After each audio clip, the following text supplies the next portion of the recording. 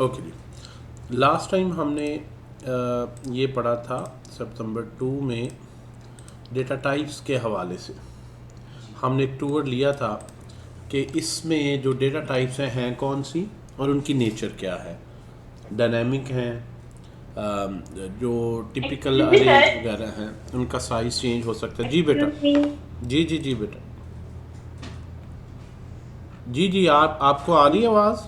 Sir, before starting lecture मैंने कल lecture join किया था, लेकिन दरमियान में इंटरनेट। जी जी, मुझे आवाज आ रही है। मेरा एक क्वेश्चन है कि लेक्चर शुरू होने से पहले मैं क्लियर करना चाहती हूँ। जी बेटा पूछें। मैंने कल ज्वाइन किया था, लेकिन उस टाइम मेरा इंटरनेट का इशू था, तो शायद मुझे समझ नहीं आई बात की। मैंने ये पूछा कि इस कोर्स में हम वेब डेवलपमेंट और ऐप डेवलपमेंट दोनों सीखेंगे। जी बेटा बिल्कुल दोनों हैं। मोबाइल ऐप डेवलपमेंट भी है और वेब डेवलपमेंट भी है, क्योंकि रिएक्ट की जो लाइब्रेरी है उसकी ये खूबी है कि उसके थ्रू आप वेब ऐप्स भी बनाते हैं और मोबाइल ऐप्स भी। और मोबाइल ऐप्स भी दोनों प्लेटफॉर्म्स के लिए, एंड्रॉयड और आईओएस। तो ये that's why it's a full stack course. ठीक है अंसा, जी जी। बात समझ आई कि नहीं सुनाई दी बताएं। बात मुझे समझ नहीं आई सही से। मैं दोबारा आपको बताता हूँ, आसान अल्फाज में दोनों सीखेंगे जी। मोबाइल ऐप भी और वेब ऐप भी। राइट।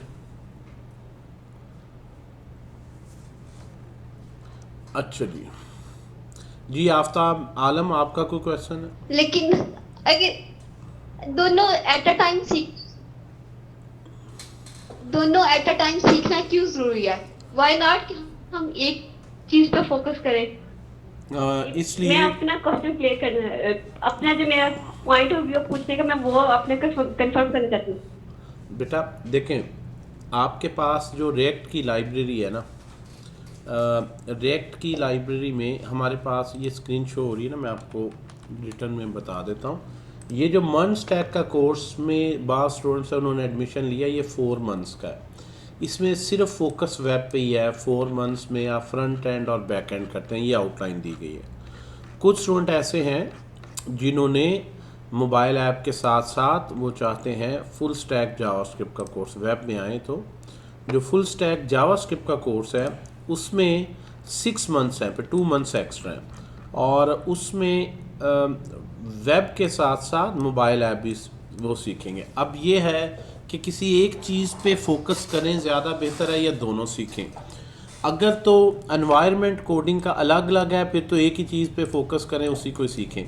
लेकिन रिएक्ट की ब्यूटी ये है कि रिएक्ट की लाइब्रेरी के थ्रू ना सिर्फ आप फ्रंट एंड और सर्वर साइड प्रोग्रामिंग कर सकते हैं, बल्कि उसी रिएक्ट के नॉलेज के साथ आप मोबाइल ऐप्स भी डेवलप कर सकते हैं। तो इसलिए आपका एनवायरनमेंट सेम रहता है, उसी चीज़ पे ही फोकस रहता है, लेकिन आपका एक और बड़ा अहम स्किल जो है ऐड ऑन हो जाता है। ठीक है जी अंसा।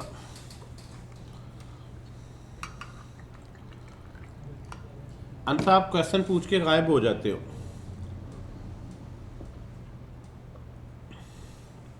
ये मुझे लगा। अस्सलाम वालेकुम सर। सर मैं कुछ पूछ सकता हूँ? जी जी जरूर पूछें जी। सर कल आपने कहा है कि फिजिकल जो क्लास ले रहे हैं वो वहाँ पर इंटर्नशिप कर सकते हैं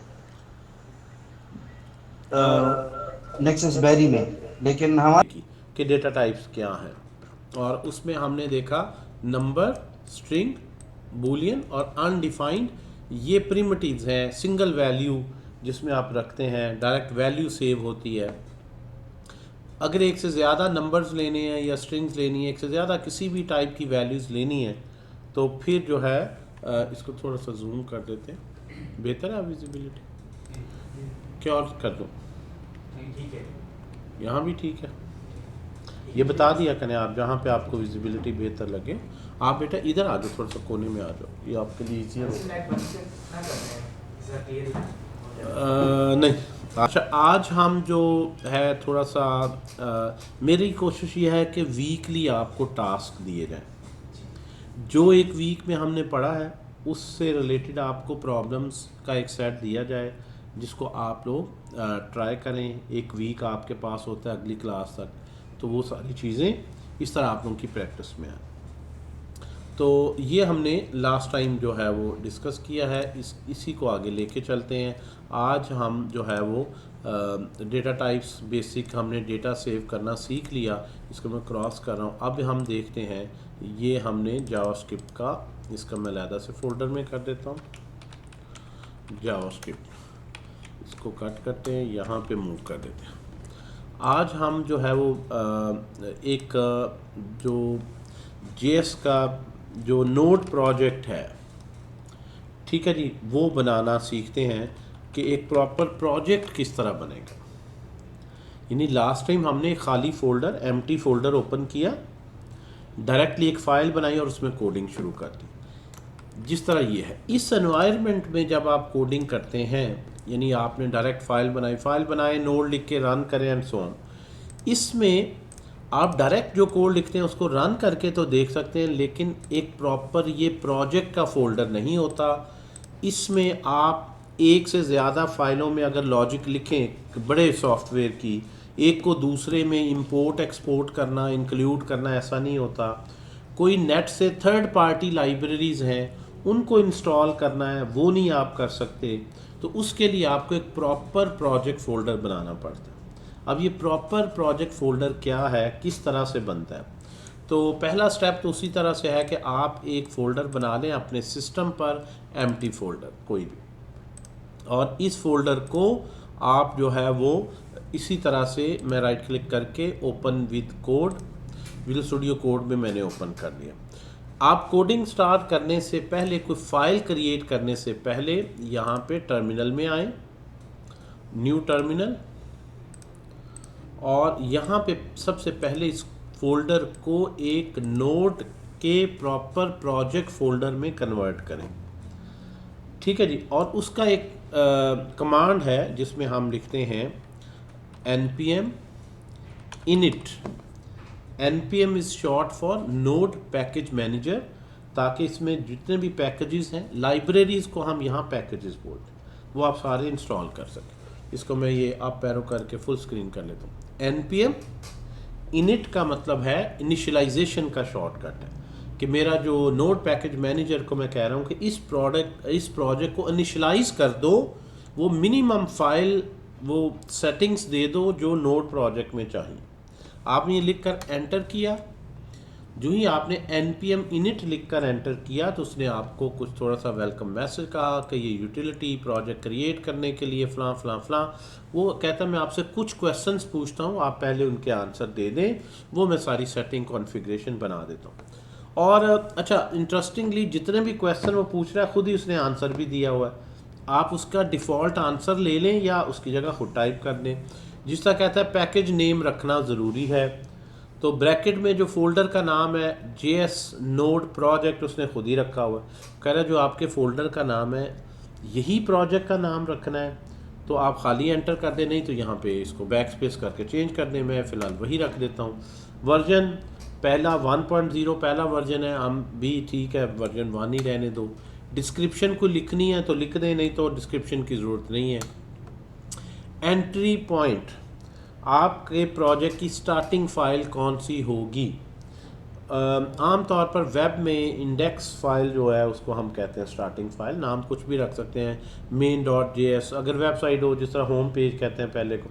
ये बाद में चेंज भी सारी सेटिंग हो जाएंगी, ठीक है। फ़िलहाल मैंने ऐसी कि हाँ टेस्ट कमांड, अगर आप कोई QA कर रहे हैं, क्वालिटी एश्योरेंस कर रहे हैं कि QA का टेस्ट आपने इस पर रन करना है, तो उसकी कमांड अभी दे दें, लेकिन इसकी ज़रूरत नहीं, बाद में दे सकते हैं।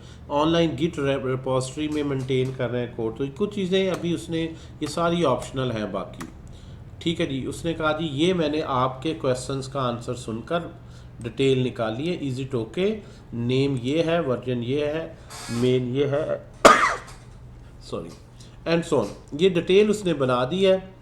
इज़ दिस ओके, यस, तो आपने एंटर किया तो उसने ये एक फ़ाइल बना दी, इसका नाम है package.json। यानी नोड का प्रोजेक्ट बनाने के लिए इसमें जो जो रिक्वायरमेंट्स थी कि मिनिमम ये बताना था, वो सारा उसने पूछा और ख़ुद ही उसने उसका आंसर दे दिया, और ये आपके पास एक package.json की फ़ाइल बन गई।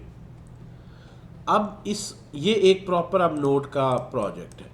ठीक है। अगर कोई क्वेश्चन पूछना है तो फरियाल या बाकी हैंड रेज करने की ज़रूरत नहीं, आप बेहतर है माइक ऑन करें और क्वेश्चन पूछें ताकि उसी तरह से क्लास में पार्टिसिपेट करें जैसे फिज़िकल स्टूडेंट्स हैं। जी फरियाल, इसको एक दफ़ा दोबारा रिवाइज कर दें।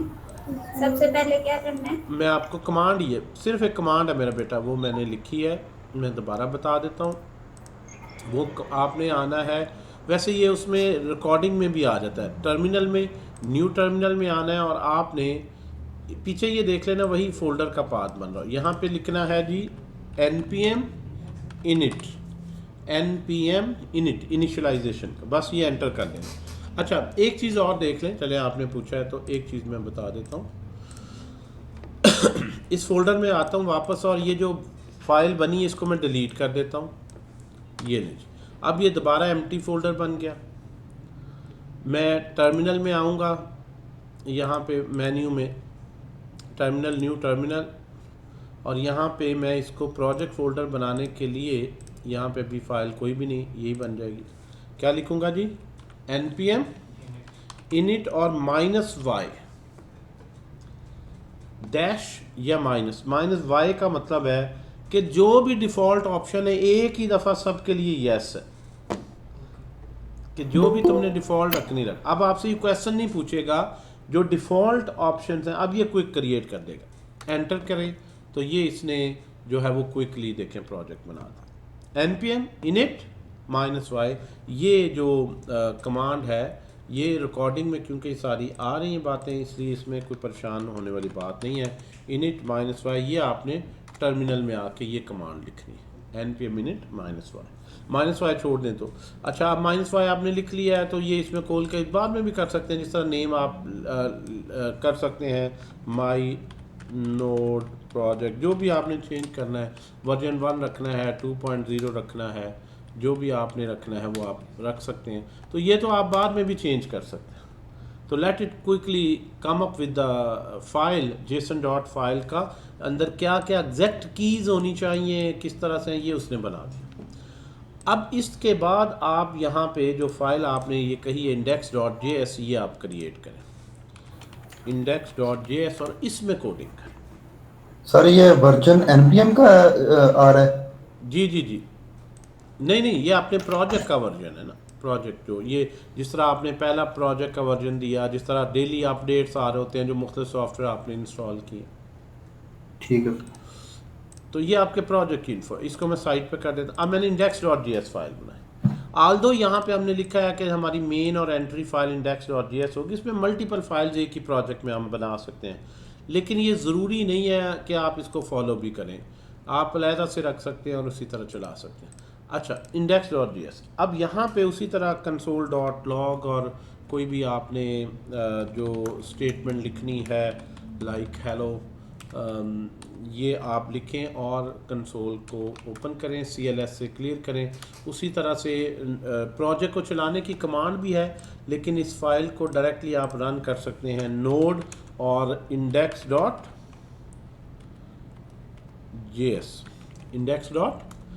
तो ये हेलो लिखा आ जाएगा, ठीक है जी, उसी तरह से जिस तरह पहले आप काम करते हैं। अच्छा, ये प्रोजेक्ट बनाने का क्या फ़ायदा हुआ? हम जो है वो लास्ट टाइम हमने डेटा देखा, हमारे पास जो मेनली काम हमने करना है वो API पे करना है, कि डाटा हमारे पास जो होगा वो इस तरह से नहीं होगा कि इसके अंदर ही मैंने कोई प्रोडक्ट, कोई पोस्ट कोई ली हुई है, बल्कि डाटा सर्वर से डाउनलोड होगा जिसको हम आगे प्रोसेस करेंगे, ठीक है जी। अब अभी हमने सर्वर साइड नहीं पढ़ी, वेब डेवलपमेंट नहीं पढ़ी, तो प्रैक्टिस के लिए अब हम देखें क्या एक टेक्निक यूज़ करते हैं कि हम यहाँ पे कुछ API है जो बनी हुई है ऑलरेडी डेवलपर्स के लिए, जिस तरह ये जेसन प्लेस होल्डर की, जिसमें वो आपको बताता है कि ये डेली हर मंथ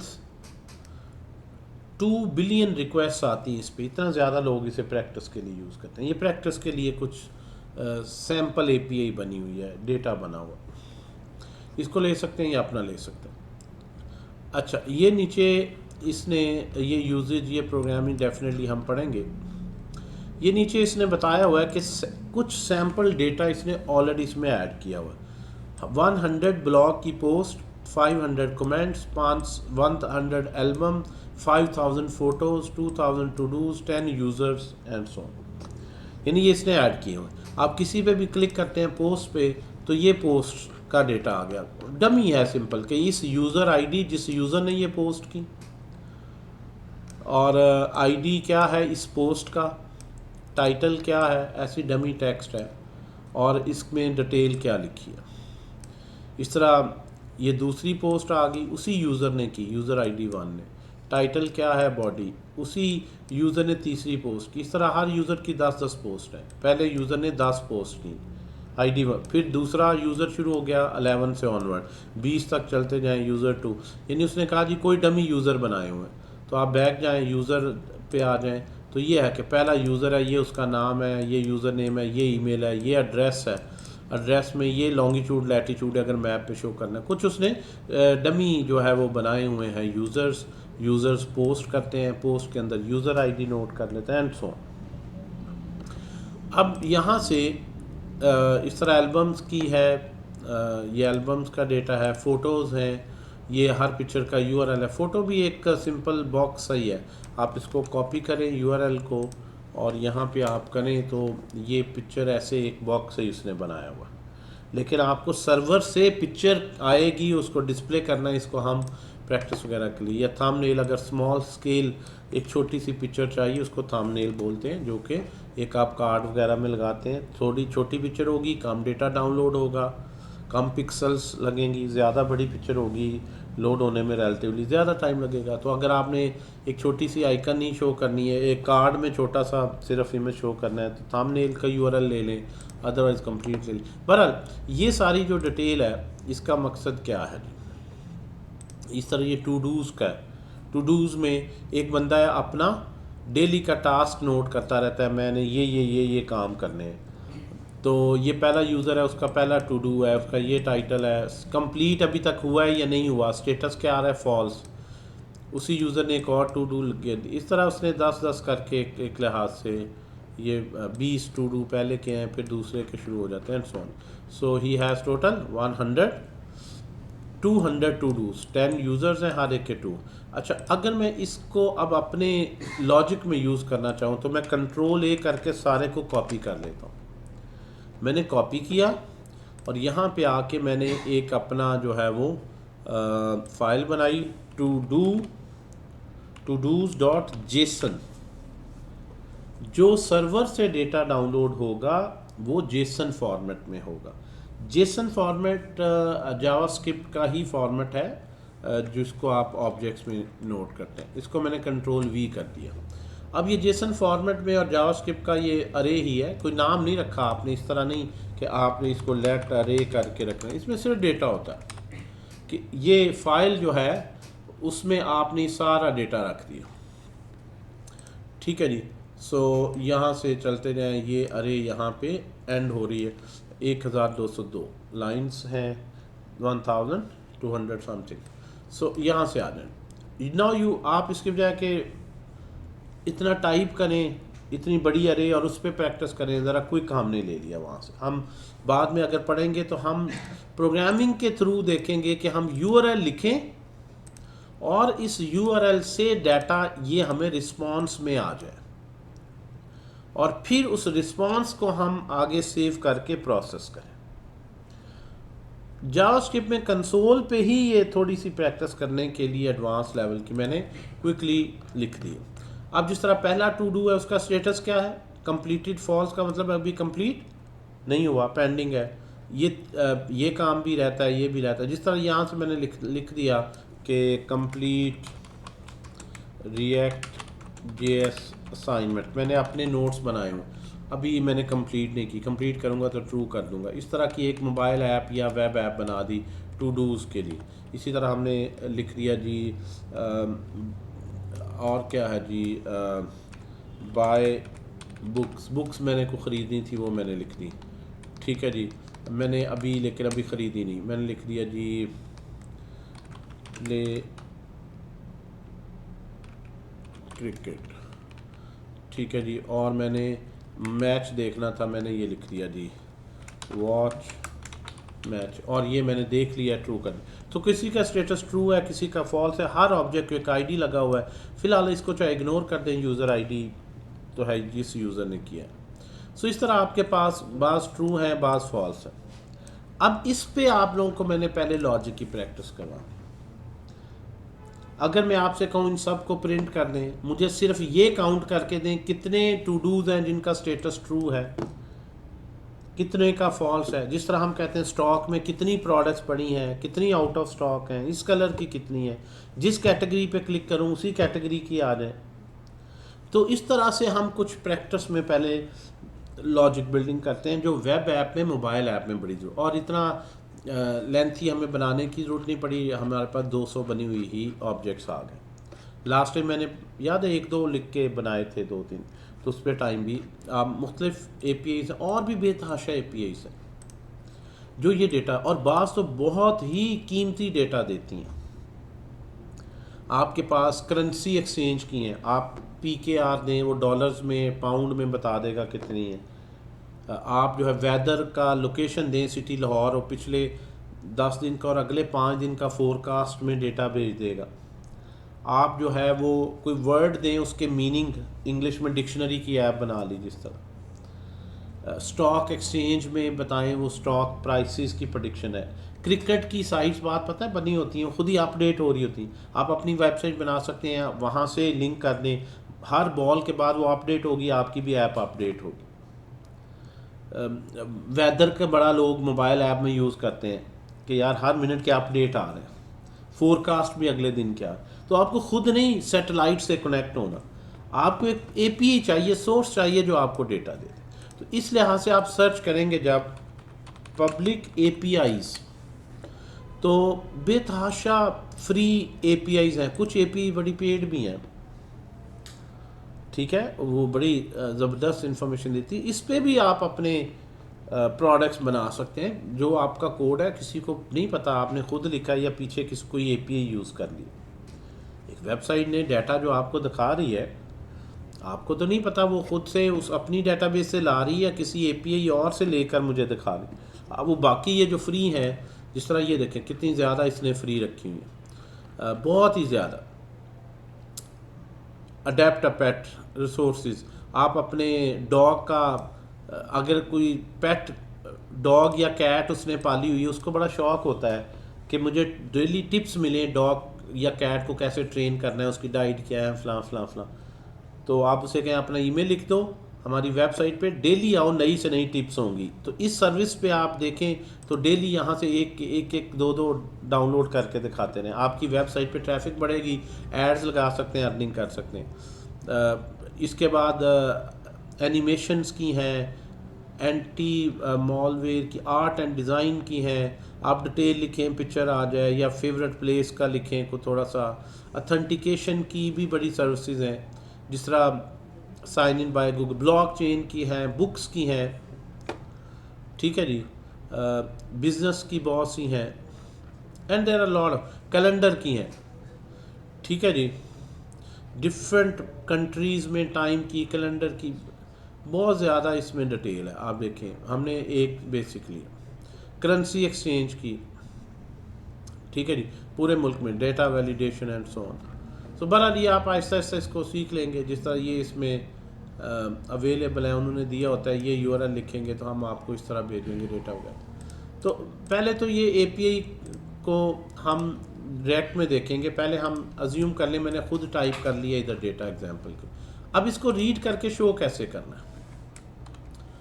अगर मैं यहाँ पे चाहूँ कि ये सारी जो अरे में ऑब्जेक्ट्स हैं, ये मैं किसी एक अपनी जावास्क्रिप्ट की अरे में लोड कर लूँ, ये जेसन डेटा जो सर्वर से आएगा, उसकी फाइल बनानी .json। जेसन में ये होता है कि ऑब्जेक्ट में बताया था की वैल्यू पेयर्स हैं, तो इसमें जेसन में सिर्फ फ़र्क इतना ही है कि कीज़ के अराउंड भी डबल कोट्स देना। वैल्यू तो अगर स्ट्रिंग है देंगे, न्यूमेरिक वैसे ही लिखेंगे, लेकिन की हमेशा डबल कोट्स में ही होगी, ठीक है जी। index.js में आ जाए। अब इसको लोड करना है आपने डेटा, तो आपने एक अरे ले ली, या आपने अरे का नाम ही टू डूज रख लिया। अब ये वेरिएबल में आपने खुद नहीं इस तरह टू डूज देने, आप कह रहे हैं वो फाइल में सेव है, फाइल से कैसे रीड करूँ? तो उस फाइल को लोड करें मेमोरी में जो इस वेरिएबल में आ जाए उसका एड्रेस। तो आप लिखेंगे रिक्वायर, क्या लिखेंगे जी? रिक्वायर, डबल कोट्स में रिक्वायर का मतलब है आप नोड सर्वर को बता रहे हैं कि मुझे ये डेटा रिक्वायर्ड है, वो फाइल दे दें, वो फाइल का सारा डेटा आपको वेरिएबल में लोड कर देगा। डॉट स्लैश, डॉट का मतलब कहाँ से है फाइल? करंट फोल्डर में, स्लैश आगे path todos dot JSON. इतना सा काम है फाइल हैंडलिंग का।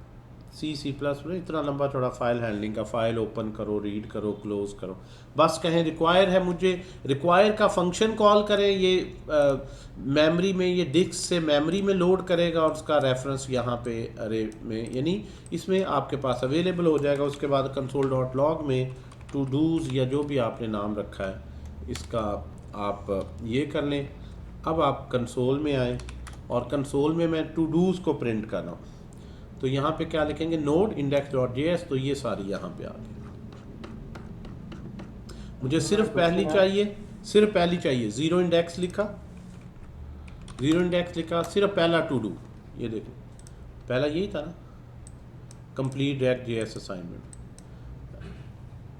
ठीक है जी। तो सारी लिख लें, 1 इंडेक्स पे लिखें, कोई एक प्रिंट कर लें, टोटल है कितनी देखनी हो, कैसे देखेंगे? डॉट लेंथ लिखेंगे तो बता देगा कि आपके पास इस फाइल में जिसको रिक्वायर किया है टोटल 200 टू डूज है, 200 टू डूज है, ठीक है जी। तो अब इस पे मैप लगाना, इफ कंडीशन लगाना, लूप लगाना आसान हो गया। किसी भी तरह का मैं इधर नेस्टेड या मुश्किल डेटा में जेसन फाइल आपको दे दूंगा और उस पे मैं जो क्वेश्चन पूछूंगा आपने जिसको रिक्वायर करके वो सारे सॉल्व करने होंगे। फिर मैं इसको ES6 में किस तरह उसको बेहतर करके कर सकते हैं वो बताऊंगा। पहले हम वो टिपिकल तरीके से ही करेंगे, फिर मैं आपको बताऊंगा कि मॉडर्न जावास्क्रिप्ट में ये जो आपने 10 लाइनों में कोड लिखा है, for loop, while loop, do while, if statement, इसकी जगह कितने आसान तरीके और बेहतर तरीके दिए।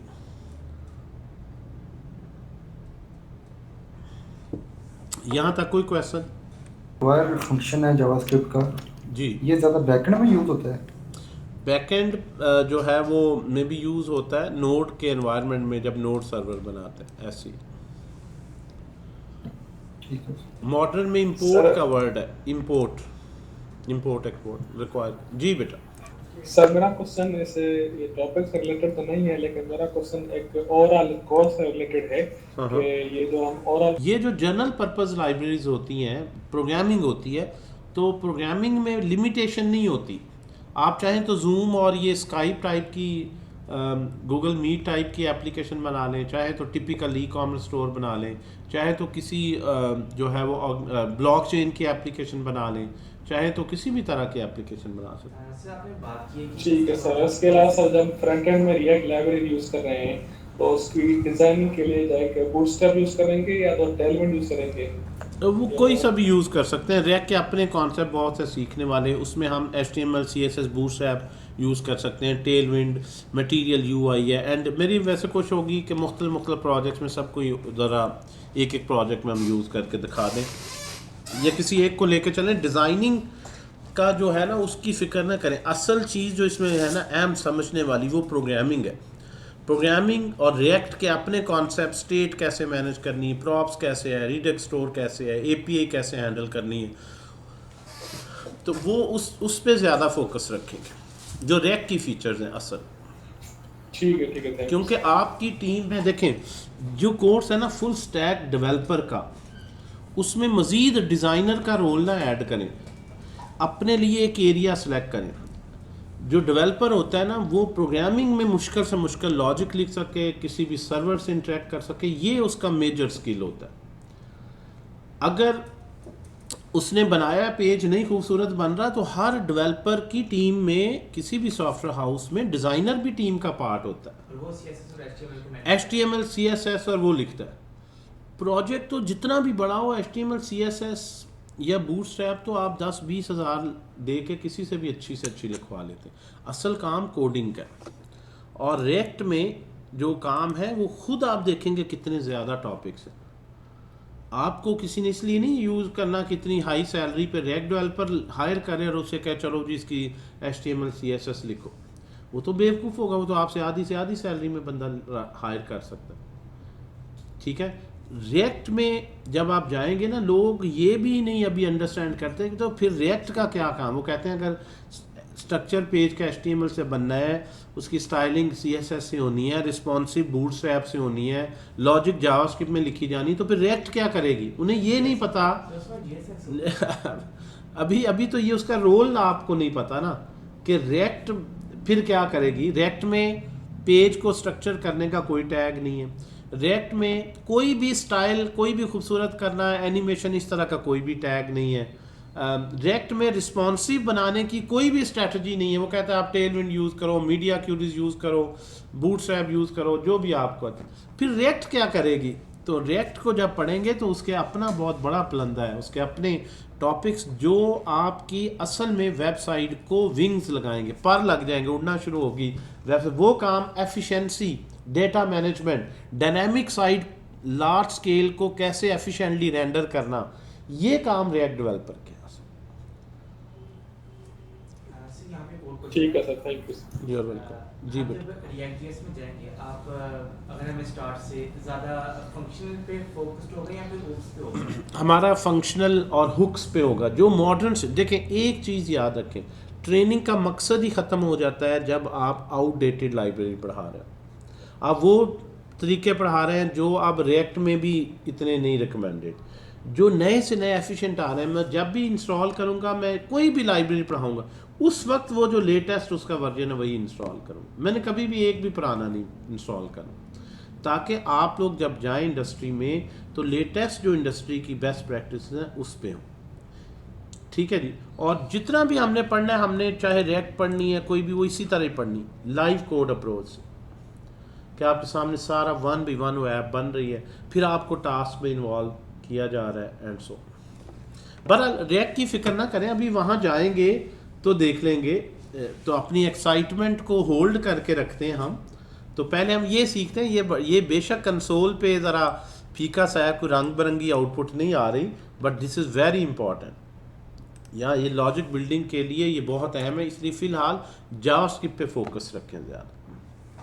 अच्छा जी, अब मुझे बताएं कि मैंने ये यहाँ से किया। अच्छा, अब पहले तो मैंने आपको बताया या अभी तक नोड प्रोजेक्ट कैसे बनाना है। npm init साथ चाहें तो -y कर दें।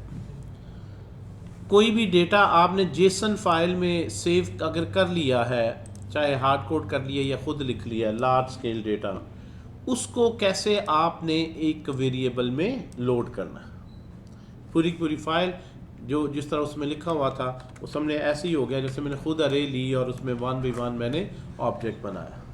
उसकी बजाय मैंने रिक्वायर कर लिया इस फाइल से। तो उसके बाद मेरे पास अब जो है वो स्पेस आ गई एक्सपेरिमेंट करने। अब एक्सपेरिमेंट के हवाले से हम देखते हैं जो है वो किस तरह से होगा। सबसे पहले एक दो बेसिक चीज़ें देखते हैं। इस स्टेटमेंट के बारे में ऑलरेडी आप लोगों को पता ही है। अगर एक वेरिएबल है उसमें मैंने कोई मार्क्स रखे हैं 90 और मैं चाहता हूं कि अगर तो पास फेल का ही क्राइटेरिया प्रिंट करना है कि अगर मार्क्स ग्रेटर दैन 90 हैं, 50 हैं सॉरी, तो ग्रेटर दैन और इक्वल भी हो जाए, इट्स ओके। अगर 50 हैं तो यहाँ पे पहले मैं आपको ये बेसिक सिंटैक्स बता दूं कि जो आपने बेसिक एग्जांपल सी वगैरह में या किसी भी लैंग्वेज में पढ़ी है वो इसमें भी उसी तरह वैलिड है। अदरवाइज console.log में क्या लिख दें, फेल, पास या फेल। अब ये टिपिकल सा सिंटैक्स है, सी में भी इसको ले जाएंगे ऐसे ही लिखा होगा, बस ये console.log की जगह सी आउट कर दें या प्रिंट एफ कर दें, ठीक है ना। यानी आप कंडीशन लगाएंगे और उसको आप लिखेंगे तो यहाँ पे क्योंकि 90 है उसने लिख दिया पास। ज़ीरो की वैसे तो कोई अहमियत नहीं है, लेकिन ज़ीरो वापस ले लें उससे तो वो क्या हो जाएगा, फेल। ज़ीरो सही जगह पे जाके फिट हो तो फिर बड़ी इसकी अहमियत है। वैसे तो ज़ीरो किसी काम का नहीं है, लेकिन सही जगह पे जाके लगे तो ज़ीरो बना देता है हीरो बंदे को, ठीक है जी। अगर एक स्टेटमेंट है तो ऑब्वियसली ब्लॉक बनाना ज़रूरी नहीं है, बना दें फिर भी ठीक है, इसमें कोई हर्ज नहीं है कि अगर आप एक स्टेटमेंट है फिर भी ब्लॉक बना दें तो कोई हर्ज नहीं, लेकिन एक के लिए ब्लॉक बनाना ऑप्शनल होता है। तो इसमें ये जो रूल्स हैं ये सारे सी लैंग्वेज की तरह पास, और अगर ज़ीरो हटा दें तो फिर तो आपने ब्लॉक का भी देखा कि उसी तरह रूल हैं। ब्लॉक में ये है कि आप एक से ज़्यादा स्टेटमेंट्स लिख सकते हैं कि पास हुआ है तो हम चलें उसको कॉन्ग्रेचुलेशंस भी बोल दें, अगर फेल हुआ है तो हम उसको भी कुछ कह दें कि बंदे के पुत्र बन जाओ भाई, ठीक है जी, बेटर लक जो है वो next time, work hard to improve, don't be disappointed.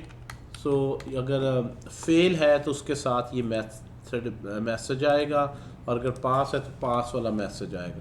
तो ये आपके पास जो है वो इस तरह इफ़ के साथ अगर ग्रेडिंग पूरी करनी है, सिर्फ पास फेल नहीं देखना। ये जो आपने ऑलरेडी पढ़े हैं ये क्विक मैं ज़रा समरी एक दे रहा हूँ कि उसको जो है वो आप कर सकते हैं कि अगर 50 से ग्रेटर है, मे बी पास फेल में मैं नहीं इंटरेस्टेड, खाली मैं चाहता हूँ ग्रेड बताया जाए A B C D क्या है, और उसके एक लंबे चौड़े क्राइटेरियाज हैं कि अगर 50 से 90 से ग्रेटर है तो वो लेट्स सपोज वो कहे जी A ग्रेड है, अदरवाइज एल्स इफ में मार्क्स आर, अगर 80 से ग्रेटर है तो वो इस तरह कह दे B ग्रेड है, एंड सो ऑन। लास्ट पे ओवरऑल बाकी अगर कोई भी मैच नहीं करता तो एल्स में मैंने कह दिया F ग्रेड है, D भी इसमें डाल दें, एंड सो ऑन, ठीक है जी। तो ये सारे जो रूल्स हैं जो आपने पढ़े हैं इफ़ एल्स वाले, ये इसमें भी उसी तरह से ही एप्लीकेबल है।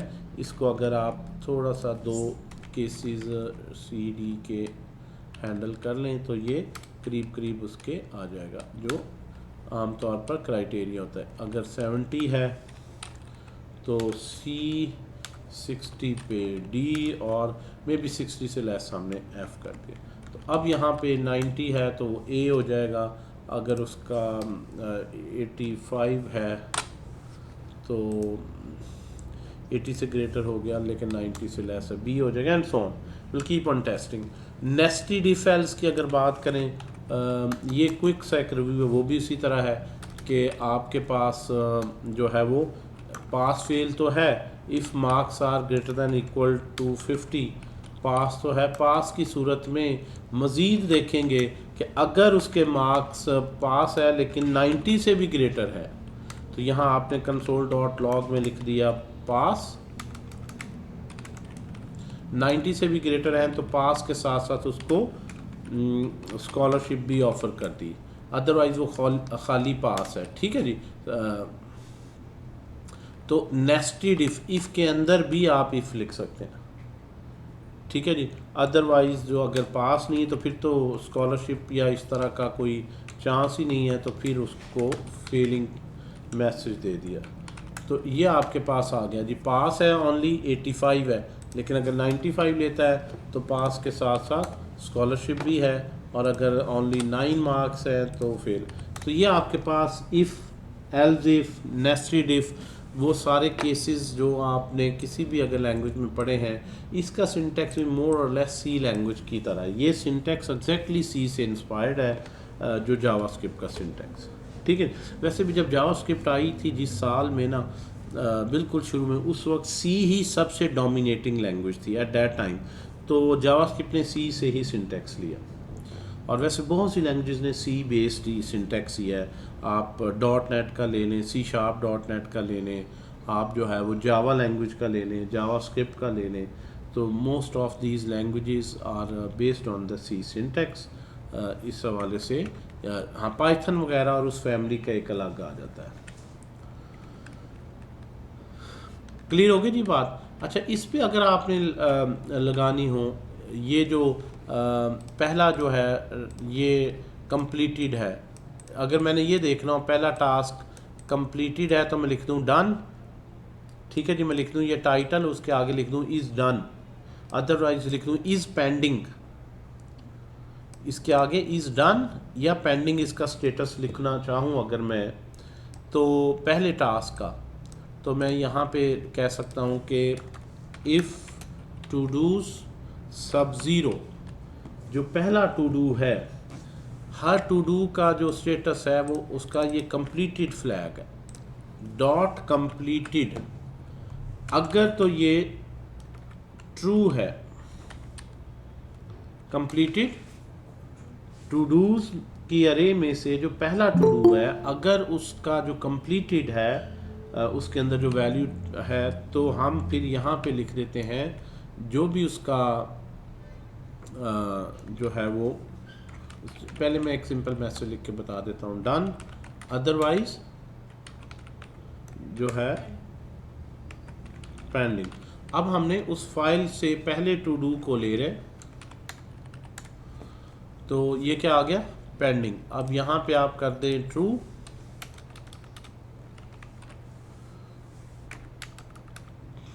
ट्रू, तो ये हो जाएगा डन।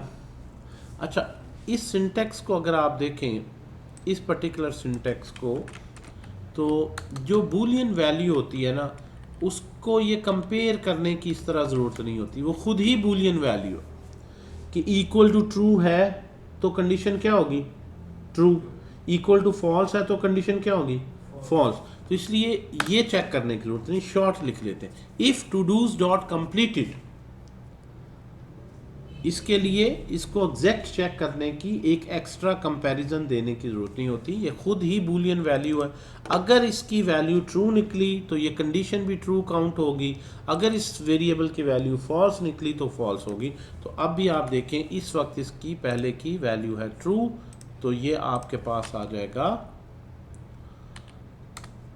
Done, true. और अगर है ये यहाँ पे कर दें फॉल्स, तो ये क्या आ जाएगा जी, पेंडिंग। कौन है पेंडिंग, साथ टाइटल भी प्रिंट कर दें आप, टू डूज सब ज़ीरो डॉट टाइटल, ठीक है जी, साथ टाइटल भी लिख दें, 2 पैरामीटर भी लिख सकते हैं ताकि पता चले कि ये कौन सा है, ठीक है जी। सो यही जो है इस वक्त क्या है जी, स्टेटस फॉल्स, तो वो आपको बताएगा कि ये जो कंप्लीटेड React.js असाइनमेंट ये क्या है, पेंडिंग है एंड ट्रू।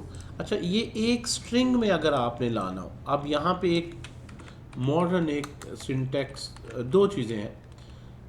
एक ये है कि अगर आपने ये स्ट्रिंग और वेरिएबल को कंबाइन करना है इनको, तो आइडियली प्लस का ऑपरेटर यूज़ कर सकते हैं कंकैटिनेशन के लिए।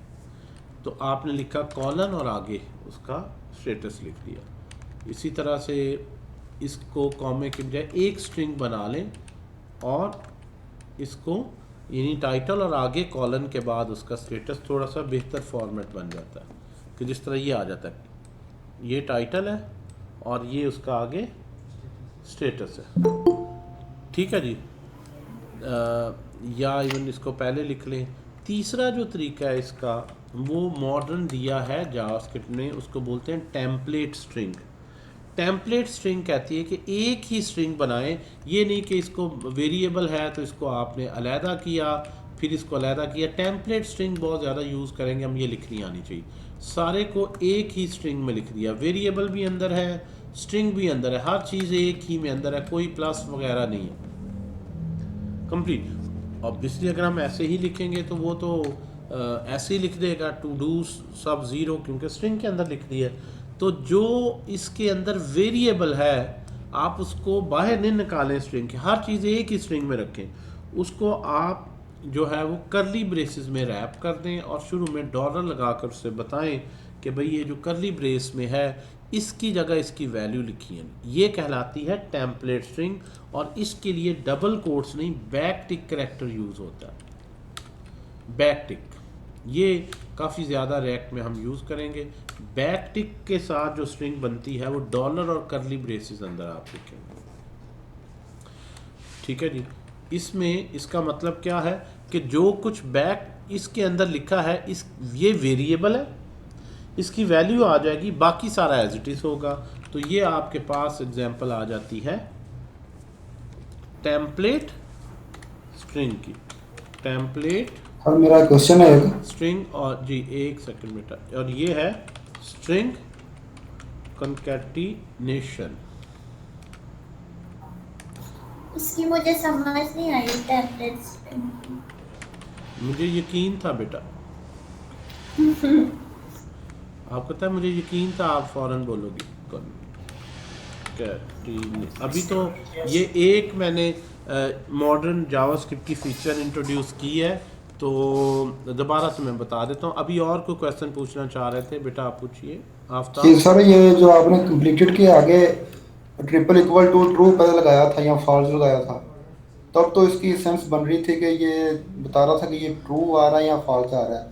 अब ये अब कंप्लीटेड किस तरह ये इसको पता चल रहा है कि ये डन है या पेंडिंग है? जी क्योंकि हम ये बताइए जी मैं बताता हूँ। देखें, जब हम एक ऐसे वेरिएबल को टेस्ट कर रहे होते हैं ना जो बूलियन है, अगर एक ऐसे वेरिएबल को टेस्ट कर रहे हैं तो देखें, अगर मैं यहाँ पे लिख दूँ इज इक्वल टू ट्रू, तो ये ट्रू कब होगा? अगर इस वेरिएबल की वैल्यू ट्रू है तो ये क्या होगा?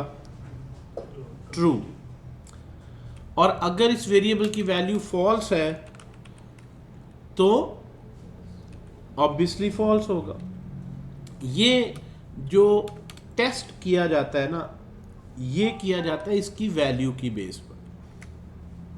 जब जिसको टेस्ट कर रहे हैं वो वेरिएबल खुद बूलियन होता है, तो उस वेरिएबल की वैल्यू की बेस पर ही वो ट्रू फॉल्स जो है वो डिसाइड कर लेता है। इस तरह से आप समझे।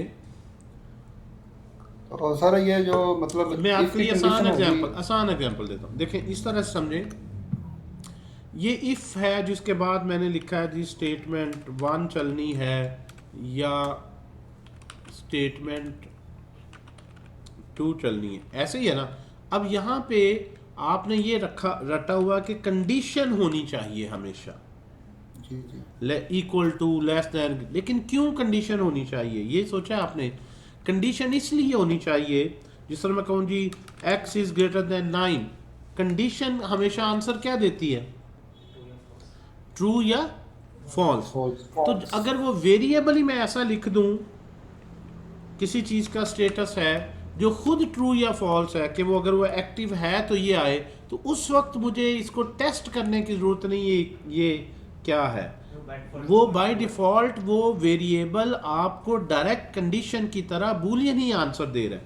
तो इफ स्टेटमेंट ने ये देखना है कि इसकी ब्रैकेट्स के अंदर जो एक्सप्रेशन लिखा है, या वो चाहे सिंगल वेरिएबल हो चाहे वो कंडीशन हो ग्रेटर देन, अल्टीमेटली यहां से ट्रू या फॉल्स प्रोड्यूस होना चाहिए, आंसर आना चाहिए। इसकी तो और सर ये जो इफ की कंडीशन है, इफ जी इफ प्रेफर करता है कि अगर ट्रू आएगा तो ये मैं जो वो पहले इफ की चलाऊंगा जी, तो अगर जो एल्स है वो फॉल्स के ऊपर डिपेंड करता है। एग्जैक्टली, एल्स फॉल्स पे डिपेंड करता है। ठीक है सर, ठीक। एक और एग्जांपल आपको दे देते हैं। अगर मैं यहाँ पे लिखता हूँ x is equal to 4 is greater than 6, तो अब इसमें ट्रू या फॉल्स ही सेव होगा। और अगर मैं यहाँ एक वेरिएबल में लिख दूँ y में यही चीज़, और यहाँ मैं लिख दूँ y, तो असल में तो x को अब भी ये कंडीशन का ही आंसर मिलना है तो हालांकि सिंपल वेरिएबल, लेकिन मैं यही कहूँगा कि x में ये कंडीशन का आंसर है। तो कंडीशन भी तो अल्टीमेटली एक बूलियन वैल्यू ही बननी है, तो डायरेक्ट बूलियन वैल्यू यहाँ पे लिख देंगे। और अगर वो बूलियन वैल्यू ट्रू लिखी गई है तो अब ये वेरिएबल कंट्रोल कर रहा है, वो वेरिएबल ही कंडीशन की तरह बन गया। जी ठीक है सर, समझ आ गई। बूलियन वैल्यू बाय डिफॉल्ट ना ट्रू होती है ना फॉल्स होती है। बूलियन वैल्यू को जो वैल्यू असाइन करेंगे वो होगी। बूलियन बाय डिफॉल्ट सिर्फ अनडिफाइंड वैल्यू मिलती है, बूलियन वैल्यू मिलती ही नहीं by default. Like by default कहते हैं उस चीज़ को कि मैं यहाँ पे एक वेरिएबल बनाऊँ और मैं वैल्यू ना दूँ तो बाय डिफॉल्ट ये ट्रू है या फॉल्स। ना ये ट्रू है, ना ये फॉल्स है, ना ये नंबर है, ना ये स्ट्रिंग है, ये क्या है? अनडिफाइंड। तो बाय डिफॉल्ट अनडिफाइंड होती है, बूलियन नहीं में उसका कोई रोल नहीं। बूलियन तभी बनेगी जब डेवलपर खुद उसको कोई बूलियन वैल्यू असाइन करेगा, बाय डिफ़ॉल्ट नहीं मिलेगा। मतलब सर हमने एक, मैं आपको एग्जांपल देता हूँ, अगर हमने कंप्लीटेड के फॉल्स होने पर इफ कंडीशन चलानी है, फिर हमें फोर्सफुली यहाँ पर वो फॉल्स लगाना पड़ेगा। दो तरीके, लेट्स सपोज मैं चाहता हूँ जी फॉल्स ही है, अभी फॉल्स होने पर ये डन आए, फॉर एग्जांपल फॉल्स होने पर डन नहीं आ रहा, पेंडिंग आ रहा, डन आए, तो एक तरीका ये है, ये जिस तरह आपने कहा बिल्कुल सही है, मैं यहाँ पे लिख दूँ फॉल्स, अब डन आएगा। या उसका भी एक शॉर्टकट है कि आप इसको नॉट कर लें, नॉट ऑपरेटर यूज कर लें। नॉट ऑपरेटर जो है, अब मैंने अभी कंडीशन नहीं लगाई, उसका नॉट कर दी, तो ये सारी कंडीशन और उसका अल्टरनेट भी है। ठीक है, क्लियर होगी बेटा? हाँ जी सर जी। तैयब जो एक्टिव बंदा है वो चाहता है मैं सही तरह समझूं, ये उसकी अच्छी बात है, फिर आगे चलें। हालांकि जो है वो चीज़ें मुश्किल नहीं है, लेकिन आई अप्रिशिएट कि आप इसमें जो चीज़ इशू आ रही पूछ रहे हैं। अच्छा, अब आगे मिस मनाल फातिमा, कहाँ गई है ये? जी मनाल, टेम्पलेट स्ट्रिंग के हवाले से मैं आपको बताता हूँ जी, टेम्पलेट स्ट्रिंग क्या है, इसकी एक दो और एग्जांपल देते हैं, फिर ये समझते हैं। लेट्स सपोज मेरे पास एक वेरिएबल है x = 10 और मेरे पास एक वेरिएबल है y जिसमें आ गया 20। टेम्पलेट स्ट्रिंग को हम समझने लगे हैं। टेम्पलेट स्ट्रिंग जो है वो ES6 की फीचर है मॉडर्न, जो यहाँ पे देखें आउटलाइन में लिखा हुआ है ना, ये आउटलाइन में, मतलब बात कहते ऐसे नहीं होता प्रोग्रामिंग में कि एग्जैक्टली आप कहें जी बेसिक पहले पढ़ लेंगे फिर एडवांस्ड पढ़ेंगे, कुछ मिक्स ही फीचर्स चल रही होती हैं साथ साथ। जिस तरह टेम्पलेट स्ट्रिंग ES6 का ही पार्ट है। पहले एक ही तरीका था प्लस से कॉन्कैटिनेट करने का। 2015 में जब ES6 का मॉडर्न स्टैंडर्ड आया, उसने टेम्पलेट स्ट्रिंग का कॉन्सेप्ट, तो जब मैं स्ट्रिंग पढ़ा रहा हूँ फिर मेरी कोशिश साथ ही उसको कवर कर दूँ, इसलिए हम साथ ही कुछ चीज़ें कवर करते रहेंगे, लेकिन मेनली जो आखिरी मेरे जावास्क्रिप्ट के 1-2 लेक्चर होंगे वो प्योरली ES6 की फीचर्स पे ही। अच्छा, अब मैंने अगर इनको सम करना है तो एक तो तरीका ये है, मैं इनकी प्लस करूं इनको और इस तरह से मैं लिख दूं x + y, तो ये आ गया आपके पास 30, राइट। अब खाली 30 की बजाय मैं एक प्रॉपर फॉर्मेट बनाना चाहता हूं। हाँ भाई मुनाल हो साथ, भाई फातिमा बताओ। जी साथ ही।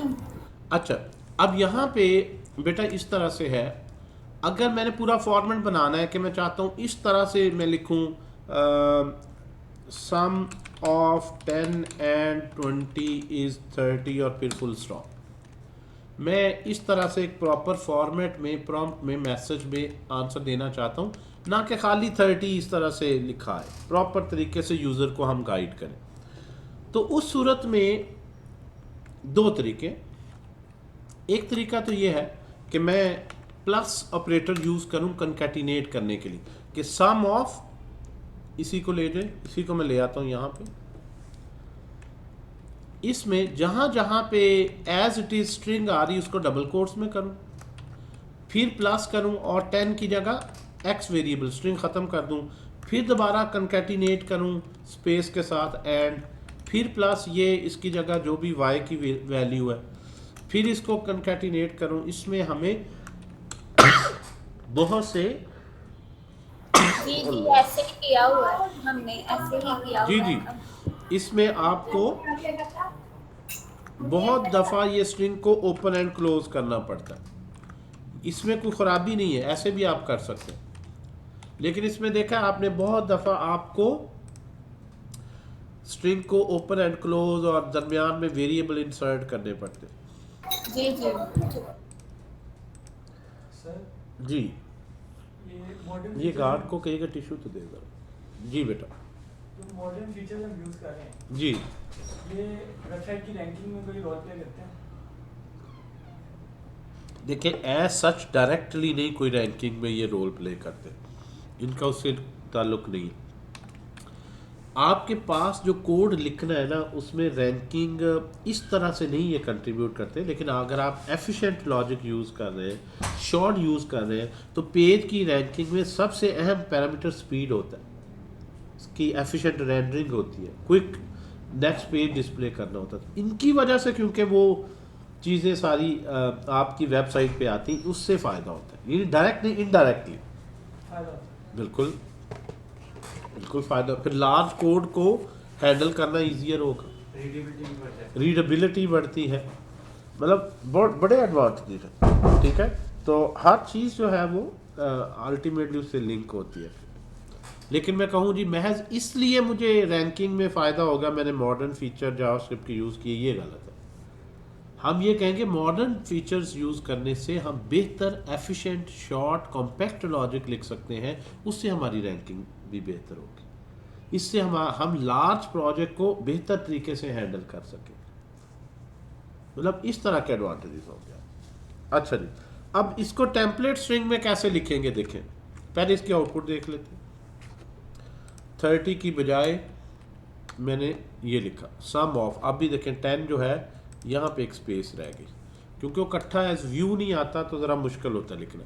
इसी को अगर हम टेम्पलेट स्ट्रिंग में लिखें तो सबसे पहले आपने ये जो सीधी सीधी स्ट्रिंग आ रही है ना, इसको कॉपी किया, ये एक ही कोर्स में सबको लिख दिया। अब इसके अंदर जो वेरिएबल्स हैं,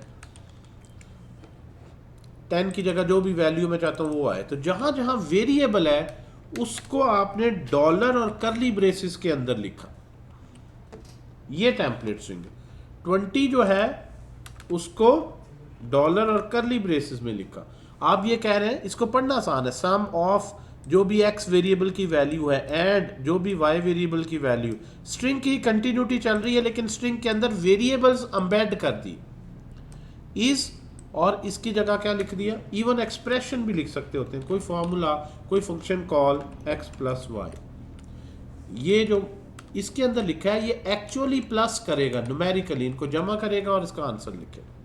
तो ये टेम्पलेट जो स्ट्रिंग बनती है, जावास्क्रिप्ट में स्ट्रिंग के लिए या डबल कोट्स यूज होते हैं या सिंगल कोट्स यूज होते हैं, लेकिन ये टेम्पलेट स्ट्रिंग है ना, ये इसके लिए ना डबल कोट्स यूज होते हैं ना सिंगल कोट्स यूज होते हैं। इसके लिए बैक टिक करैक्टर इसे कहते हैं, ये यूज होता है। अब ये टैब के ऊपर एस्केप की के नीचे बना हुआ है ये टिल्डा सिंबल 7 शिफ्ट के, जिसको लिखा जाता है, इसको बोलते हैं बैक टिक करैक्टर। बैक जस्ट इसी लैंग्वेज के अंदर है या और भी कहीं? नहीं, इसी पे हम जावास्क्रिप्ट के, तो इसलिए डबल कोट्स को हटा देंगे और हम यहाँ पे बैक टिक करैक्टर यूज करेंगे। अब आपने ये लिखा एक्स वाई और ये चीज़ लिखी टेम्पलेट स्ट्रिंग में, तो आप देख रहे हैं इसको पढ़ना ज़्यादा ईजियर है। अगर ये साथ मिल गए, स्पेस है, आपको यहाँ वाजे नज़र आ जाती है। एंड में फुल स्टॉप है, ऐसे बस फुल स्टॉप लगा दिया, कोई आपको प्लस माइनस लिखा। तो ये मोस्ट ऑफ द टाइम्स अगर ज़्यादा वेरिएबल्स और इस तरह का पैटर्न बन रहा है कॉम्प्लेक्स, तो इसको लिखना आसान है। ये भी आउट सर, ये ES6 में जो टेम्पलेट लिटरल का कंसेप्ट है वो यही है? जी बिल्कुल बिल्कुल ऐसे टेम्पलेट लिटरल या टेम्पलेट स्ट्रिंग। जी मनाल, हुआ है आपका क्वेश्चन क्लियर? जी क्लियर। अच्छा, अब इसी को अगर हम देखें, इसको अगर हम देखें यहाँ से इसमें, तो अब आपको ये पता चलना चाहिए कि मैंने बैक टिक में ये वेरिएबल लिखा डॉलर कर्ली ब्रेसेस पे, यहाँ पे जो मैं चाह रहा, और उसके बाद डाल लिखा है, उसका टाइटल आए, तो टाइटल मैंने जो है वो टू डू सब जीरो डॉट टाइटल कर दिया। दो दफ़ा वैसे रिपीट करना सिंटेक्स बेहतर नहीं है। आप यहाँ पे एक वेरिएबल में टाइटल रख लें और यहाँ पे ये टाइटल लिख लें कि जो भी उसका टाइटल है लिखा है, इट्स मोर बेटर। ठीक है, अगर कोई लेंथी एक्सप्रेशन है उसको बार बार रिपीट करने की बजाय एक दफ़ा किसी वेरिएबल में ले लें और फिर उसको शॉर्टर सिंटेक्स में आप लिख सकते हैं। तो इस तरह से उसमें अच्छा, आपके पास जो है वो इफ कंडीशन के साथ साथ एक सिंपल जो है ना कॉन्सेप्ट होता है लूप का, फॉर लूप का। जिस तरह अक्सर लूप जो है अरे के साथ यूज होती है, कि आपके पास एक अरे है जिसमें कुछ वैल्यूज़ पड़ी हैं, 10 है, 30 है, 70 है, 40 है, 90।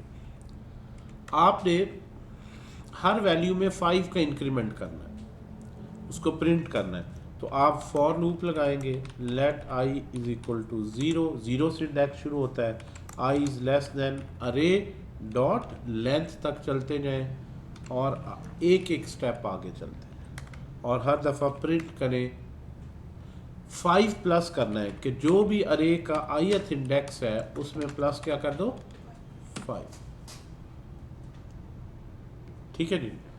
सो you can easily print this कि जहाँ 10 था वहाँ क्या हो गया 15, जहाँ 30 था वहाँ 5। तो फॉर लूप का सिंटेक्स आप देखें बिल्कुल सी की तरह। आप यहाँ लेट की जगह ये लिख दें इंटीजर, इंट आई है, इन डेटा टाइप एग्जैक्ट बता दें तो वही सिंटेक्स है। कंसोल डॉट लॉग की जगह प्रिंट एफ या सी आउट या प्रिंट एफ लिख दें तो वही सिंटेक्स बन जाता है। ठीक है जी। तो ये सी बेस्ड ही सिंटेक्स है वेरिएबल डिक्लेयर करने के लिए। जी सर ये दोबारा बता दें, लेट के i इक्वल टू 0 ये कैसे पढ़ना है? देखें इसमें हमारे पास जो लूप है बेटा उसमें हम चाहते हैं 0 से पहले एलिमेंट से स्टार्ट लें। तो हमने एक वेरिएबल लिया जिसमें पहला इंडेक्स 0 रखवा दिया। कब तक चलते रहें? जब तक ये अरे की लेंथ पूरी नहीं हो जाए। तो ये कंडीशन दे दी और हर दफ़ा एक एक स्टेप करना है। आई में एक एक ऐड कर दिया। आई प्लस प्लस का मतलब आई में एक ऐड कर देगा। तो 0 1 2 3 4 लेंथ तक, जब लेंथ से ग्रेटर होगा कंडीशन फॉल्स हो जाएगी। और अरे के ith इंडेक्स हर एक को जो इस वक्त लूप में प्रोसेस हो रहा है, आइटरेट हो रहा है, उसमें 5 ऐड कर दिए। ठीक है जी। तो जो बिगनर है, देखिए एक है कॉन्सेप्ट प्रोग्रामिंग को पढ़ाना, एक है जावास्क्रिप्ट को पढ़ाना। इन दोनों में फ़र्क है। जब प्रोग्रामिंग पढ़ा रहे होते हैं तो सिर्फ इसी पे ही वो एक हफ्ता लगाते हैं लूप होती क्या है, लूप में क्या क्या पार्ट्स होते हैं। That's what we call programming fundamentals, teaching programming. जब आप जावास्क्रिप्ट लैंग्वेज पढ़ा रहे हैं उसमें तो फिर ये बेसिक्स के लिए 4 महीने आपको चाहिए, मन स्टैक को दूर। तो that's what we call teaching programming. जब आप जावास्क्रिप्ट पढ़ा रहे हैं तो आप ये बताते हैं कि जावास्क्रिप्ट में लूप कैसे लगनी, ये नहीं बता रहे लूप क्या है। किसी भी लैंग्वेज में आपको जावास्क्रिप्ट में इफ कंडीशन कैसे लगनी, यानी आप उसके सिंटेक्स पे फोकस कर रहे हैं। अगर क्लास में कोई ऐसा स्टूडेंट है जिसने जिंदगी में लूप का नाम नहीं सुना, वो इसको नहीं फॉलो कर सकता। उसके लिए बहुत ज़्यादा कंटेंट है। एक दिन में फॉर इफ भी हो गई, नेस्टेड इफ भी हो गई, इफ एल्स भी हो गई, फॉर लूप भी हो गई। उसके लिए बहुत ज़्यादा ये और जिसने ऑलरेडी किया उसके लिए बड़ी ऑब्वियस अंडरस्टूड चीज़। किसी भी लैंग्वेज में पढ़ा है, चाहे उसने मैट्रिक में सी में पढ़ा है, किसी में भी लैंग्वेज में पढ़ा। तो मैं यहाँ पे जावास्क्रिप्ट लैंग्वेज पढ़ा रहा हूँ। उसकी वजह यह है कि मेरे पास जो टाइम है जावास्क्रिप्ट के लिए वो इतना है कि मैं जावास्क्रिप्ट लैंग्वेज की फीचर्स को पढ़ाऊँगा, ना कि उस लिहाज से। लेकिन अगर आप लोग, हर बंदे का अपना एक बैकग्राउंड होता है वो किस पे, तो उसके लिहाज से उसको चलना चाहिए। इसलिए हमने 0 मॉड्यूल्स रखे हैं या बाकी रखे हैं कि एक प्रॉपर तरीके से आप या आप फिर खुद भी ट्यूटोरियल लें, नेट से ज़्यादा हेल्प लें। अगर आप प्रोग्रामिंग में वीक हैं तो साथ साथ आपने ट्यूटोरियल नहीं रोकने, नॉलेज की, सीखने की अपॉर्चुनिटीज़ जहाँ से भी मिल रही हैं, डू ग्रैब इट। ये कोर्स, ये चीज़ें पढ़ने के बाद जो मैं आपको बता रहा हूँ, फिर आपको उन ट्यूटोरियल्स की भी बेहतर समझ आएगी कि आपको कुछ बैकग्राउंड होगा। ठीक है जी। तो यहाँ से अगर हम इसको चलाते हैं तो हर एक में 5 ऐड हो गए। अच्छा, अगर इस अरे के एलिमेंट्स को सम करना है तो मैं एक वेरिएबल ले लेता हूँ, लेट्स सब मैंने 0, अरे के तमाम एलिमेंट्स का टोटल मैंने करना है। इसी तरह से हम लूप लगाएंगे, फॉर लूप। ठीक है जी। क्या लिखेंगे जी यहाँ पे? Sum is equal to sum plus, sum में अकोमुलेट हो जाएगा, sum plus array sub i. So after this particular array I can print sum is equal to and the value of this sum variable। ठीक है जी। जब छोटे सा simple है तो आप चाहे कंकैटिनेट से यूज़ कर लें, जहाँ को कॉम्प्लेक्स बार बार प्लस वगैरह करना पड़ रहा है तो टेम्पलेट स्ट्रिंग यूज़ कर सकते हैं। बहरहाल कहीं भी टेम्पलेट स्ट्रिंग यूज़ किया जा सकता है। इसको भी अगर हम टेम्पलेट स्ट्रिंग में लिखें तो हम फिर इसको बैकटिक करैक्टर में कर देंगे, डॉलर और कर्ली ब्रेसेस में रैप कर देंगे। आउटपुट आप भी वही आनी सम इज 240। क्लियर होगी जी बात। अब ये एक ही स्टेटमेंट है, ब्लॉक बनाने की ज़रूरत नहीं थी, लेकिन बना दें तो इट्स गुड, कोई हर्ज नहीं। ठीक है जी, ब्लॉक की ज़रूरत नहीं। एक से ज़्यादा है तो ब्लॉक बनाएंगे। सी बेस रूल है, for loop, while loop, do while, switch statement, if statement, ये सारी वही सेम है, लेकिन इनके हम बेहतर अल्टरनेट पढ़ेंगे आगे फंक्शनल प्रोग्रामिंग में। एक होती है ऑब्जेक्ट ओरिएंटेड प्रोग्रामिंग, इससे नेक्स्ट लेवल आपने पढ़ना है फंक्शनल प्रोग्रामिंग। उसमें आप देखेंगे कि ये लूपिंग का ये इस तरह का जो घिसा पिटा सिंटैक्स है, इससे कितना खूबसूरत सिंटैक्स है। ठीक है जी, और कितना शॉर्टर और इजी टू अंडरस्टैंड वो बनता। लेकिन इसकी भी बहरहाल प्रैक्टिस तो करनी। अच्छा, अब ये तो मैंने इस अरे पे कर दिया, ये भी तो अरे है टू डूज की भाई। अगर मैं आपसे कहूँ कि जिस तरह अभी आपने देखा है जो है वो कुछ टू डूज है जिनका स्टेटस ट्रू है, कुछ का क्या है फॉल्स है। मैं आपसे कहूँ जी टोटल कितने हैं, अब ज़रा 1 by 1 चलते हैं इस पे। टू डूज डॉट लेंथ आप लिख देंगे, इससे पता चल जाएगा कि टोटल टू डूज कितने हैं आपके पास, 200। अब मुझे बता दें इनमें कितने डन हैं और कितने पेंडिंग हैं। ये मेरे पास आ गए। अब थोड़ा सा इस तरफ आते हैं, जो मैंने आपको total todos dot length, इस टोटल में से कितने डन है और कितने पेंडिंग है। नहीं कर सकते। इफ एल्स तो किसी एक पे लगेगा ना। ये 200 है, लूप यूज करेंगे ऑब्वियसली, इसके साथ इफ एल्स भी लगेगी। ठीक है जी, चलें जी लिखेंगे लॉजिक कि मैं लिख के बताऊं ये, क्यों भाई। चले मैं लिखता हूं कितने, फिर और इस तरह से आपको क्वेश्चंस मिलने हैं, टास्क मिलने हैं आप। ठीक है, कितने डन है और कितने।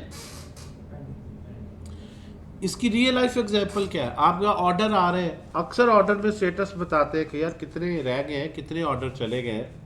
आपने डैशबोर्ड पे एडमिन को सारी स्टेटस देना होता है वेबसाइट में या मोबाइल ऐप में कि भाई आपके 200 ऑर्डर आए हैं, इनमें से आपके 120 डिलीवर हो गए, 80 अभी पेंडिंग है।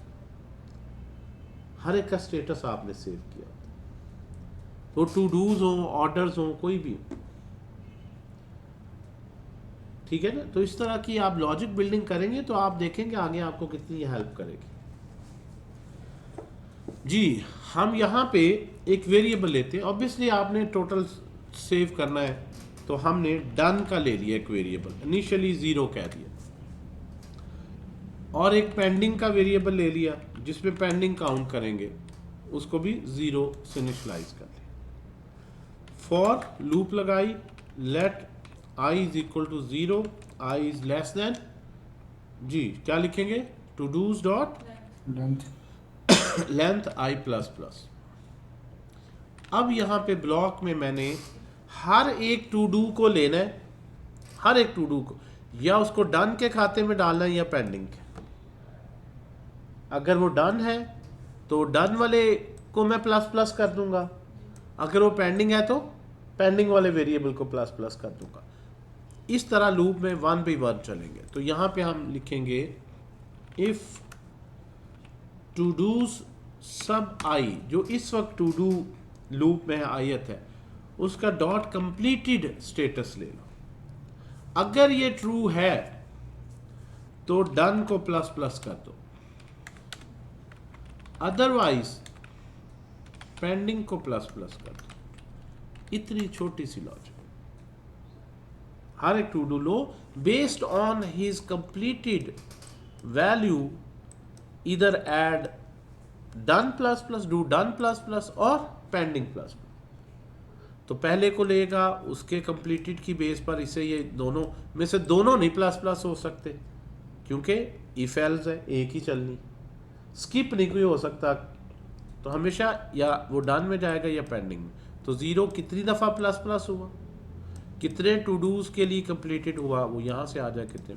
अब इसके बाद कंसोल डॉट लॉग में आप लिख दें डन, इनमें से जो है वो इस वेरिएबल डन में पड़े हैं उनकी तादाद, और जो पेंडिंग है आपको मेरी कोशिश है रियलिस्टिक डेटे पे ज़रा थोड़ी सी प्रैक्टिस करवाई जाए। अभी मैंने आहिस्ता आहिस्ता इसकी एग्जांपल्स को कॉम्प्लेक्स करना है, डेटे को कॉम्प्लेक्स करना है। ये आ गया। अब आप देखें टोटल 200 हैं जी, 90 डन है और 110, इन दोनों को जमा कर लें 200 ही बन रहा है। यहाँ पे वैसे वेरीफाई कर सकते हैं हम, काउंट करें, कैसे वेरीफाई करें। मैं सिंपल कंट्रोल F यूज़ करता हूँ और मैं लिखता हूँ ट्रू। तो वो क्या बता रहे ऊपर 1 of 90 कि 90 दफ़ा ये ट्रू का कीवर्ड है। I can easily verify control F से कि मुझे फाइंड करके मैं विजुअल स्टूडियो का फाइंड फॉल्स 1 10 क्लियर होगी बात। तो इसका मतलब ये हमारी जो लॉजिक है ये परफेक्ट, राइट जी। ऑनलाइन जो है समझ आ रही थी बात की? जी सर आ रही है। लॉजिक बिल्डिंग पे पहले काम करना है आपने। लॉजिक प्रोग्रामिंग स्किल्स पूरी जेसन फाइल में ही हमने सारी वेब एप्स और मोबाइल एप्स बनती हैं रिएक्ट पे। ऐसे हम लॉजिक बिल्डिंग के लिए क्या लॉजिक बिल्डिंग के लिए आप नेक्सस वेरी ज्वाइन कर सकते हैं जी। इसके अलावा और कोई स्पेस नहीं, कोई ऐसा तरीका नहीं है पूरे पाकिस्तान में जहां आपकी लॉजिक बिल्डिंग। हाँ, आपका HTML मन स्टैक का कोर्स होगा 4 महीने का, और 1.5 महीने HTML CSS ही पढ़ा रहे हैं, एंड में कहेंगे मन स्टैक का कोर्स है। मैंने मन स्टैक के कोर्स में मेरा मकसद ये है कि आप प्रोफेशनल मन स्टैक डेवलपर प्रिपेयर हो। इसके बाद मेरे स्टूडेंट्स किसी बड़ी कंपनीज में इंटरव्यूज़ देते हैं जॉब्स के लिए, मेरिट पे सिलेक्ट होते हैं, उनके मुकाबले में होते हैं। कोई फास्ट से BCS करके आया है, कोई पंजाब यूनिवर्सिटी से है, कोई कहीं भी है, उसने मेरिट से अपने प्रोजेक्ट्स दिखाते हैं, अपने इंटरव्यू में इतने अच्छा क्वेश्चन आंसर को डिफेंड कर रहे हैं कि वो जॉब को विन करे, एक अच्छी IT कंपनी का पार्ट बने। ये टारगेट तभी अचीव होता है बेटा अगर आप बिल्कुल बेसिक लेवल पे यहाँ अगर हम चल रहे होंगे, फिर मामला नहीं इतने बने। तो आप लोग की भी साथ सपोर्ट चाहिए कि आप लोग भी साथ प्रैक्टिस करें, इंटरेस्ट लें उस काम में। एक हाथ से तो ताली नहीं बजती ना कि मैं ही करता रहूँ। तो अब मैं आपको इस तरह की जेसन फाइल्स दूंगा और इस तरह के क्वेश्चंस लिख के दूंगा कि read this file and print the total number of this and this, इसमें जिस तरह से, तो वो आपने सारे करने होंगे। वीकली आपको असाइनमेंट्स मिला करेंगे जिनको आप लोगों ने करना है, और उसके बाद जो है वो आप लोगों की लॉजिक बिल्डिंग अच्छी होगी। लॉजिक बिल्डिंग के लिए कोई गुर नहीं है किसी के पास, कितना मर्जी को एक्सपीरियंस हो, इट्स ओनली प्रैक्टिस। और जो आप काम करें, कोई बंदा रिव्यू करके बताए आपने शॉर्ट और बेहतर लॉजिक लिखी है, नहीं तो क्यों थोड़ा सा उसको इम्प्रूव करवाए, फिर आप दोबारा सोचें। The more you think, the more you practice, the more you will be getting better logic. ठीक है, जिस तरह मतलब अगर आपने कोई बड़ा कंपटीशन जीत रहे हैं तो कोई शॉर्टकट नहीं है। किसी से वो कहेगा यार मेहनत करो, एक ही, और गलत नहीं। मेहनत किस डायरेक्शन में करनी है, किस चीज़ पे मेहनत करें। तो मैं जो क्वेश्चंस प्रिपेयर करता हूँ फिर वो यही सोच कर रहा होता हूँ कि यार ये स्टूडेंट जो करेगा वो लॉजिक बिल्डिंग में बेहतर होगा। ऐसे कोई क्वेश्चन है जी बेटा, जहाँ पे भी हम जाते हैं, स्पेशली अगर प्रोग्रामिंग के अंदर वेब डेवलपमेंट की फील्ड में जाते हैं, तो हर कोई ई-कॉमर्स की एग्जांपल्स क्यों दे रहा होता है? बिकॉज ई-कॉमर्स सबसे बड़ी इंडस्ट्री है जहाँ पे वेब एप्स की सबसे ज़्यादा यूटिलाइजेशन। दुनिया में हर काम वेबसाइट के बगैर हो सकते, ई-कॉमर्स नहीं हो सकता। उसका मतलब ही इलेक्ट्रॉनिक कॉमर्स है, और इतने बिलियन यूएस डॉलर्स की इंडस्ट्री है जिसमें मैक्सिमम लोग पे करने के लिए तैयार होते हैं। यानी अगर आप एक ई कॉमर्स कंपनी को अपने अच्छे रैंक के स्किल्स बताते हैं, उसे बताते हैं कि अच्छी वेबसाइट रैंक करवा सकते हैं, मुंह मंगे पैसे आपको डॉलर्स में देने के लिए तैयार होगा। सर लेकिन रिएक्ट की ऐप्स तो वैसे भी एसईओ के लिए काफ़ी मुश्किल हो जाती है। एसईओ के लिए तो आसान है, तो तभी तो आ रहा है। वो आप कैसे आसान है, एसईओ में कैसे नंबर 1 स्कोर लाएंगे, यही तो आपको सिखाना है। इसमें आप पूरे स्टैक लेते हैं तो इंशाल्लाह यही तो आप सीखेंगे। एसईओ में मुश्किल हो जाए तो फिर रिएक्ट को कौन यूज़ करेगा। हाँ, लेकिन ये ज़रूर है, अभी भी मेरा इधर व्हाट्सएप अगर कनेक्टेड होता मैं आपको दिखाता। अभी भी 6 बजे ऑलरेडी स्टूडेंट को पोस्ट करके गए। अब उनको इशू क्या आ रहा है, कोई बोल रहे हैं, शायद आवाज़ इतनी क्लियर नहीं आ रही। उसामा आपकी आवाज़ बेटा नहीं आई, माइक का इशू लग रहा है। जी उसामा।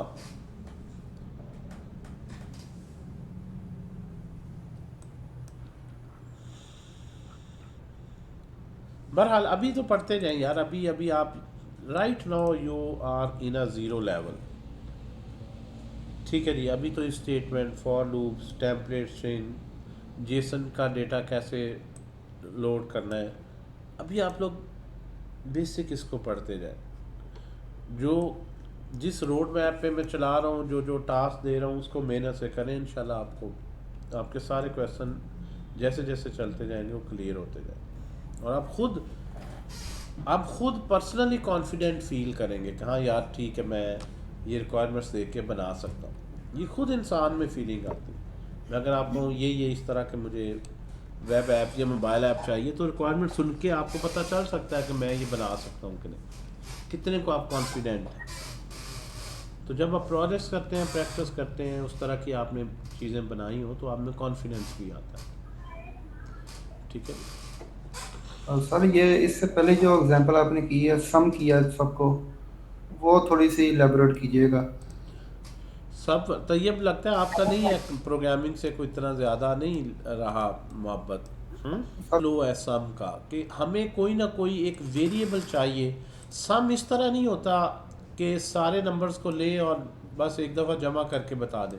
सम एक एक करके वैल्यू होता है। अच्छा, आप यूँ समझे कि अरे में एक ही वैल्यू है पड़ी, तो 0 + 10 कितना हो गया, 10। और ये 10 अगली वैल्यू के लिए आपको याद रखना है, इसलिए वेरिएबल में सेव करवा के अपडेट कर दिया। अब प्रीवियस जो 10 था +20 कितना हो गया, 30। अब ये 30 आपने लूज नहीं करना, और प्रीवियस चाहे भूल जाए, उसी पे ओवरराइट करवा दिया कि अब तक 30 हो चुका है। फिर एक वैल्यू आ गई 50, तो प्रीवियस सम 30 था, न्यू 50 आया 80, अब ये 80 न्यू सम बन गया, 80 हो गया। इस तरह से आप एक एक वैल्यू करके बेटा इसको ऐड करते हैं।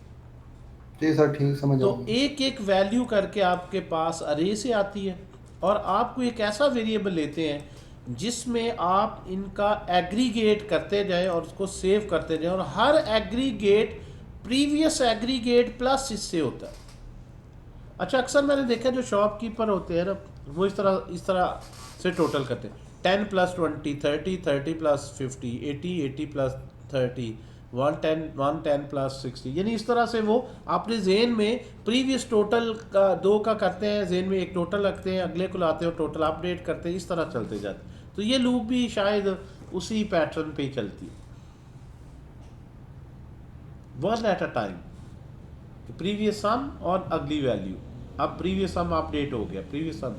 सो इसी पैटर्न पे ये ऊपर भी हमने जो लिखा है वो इसमें खैर इतना उस तरह से नहीं आया।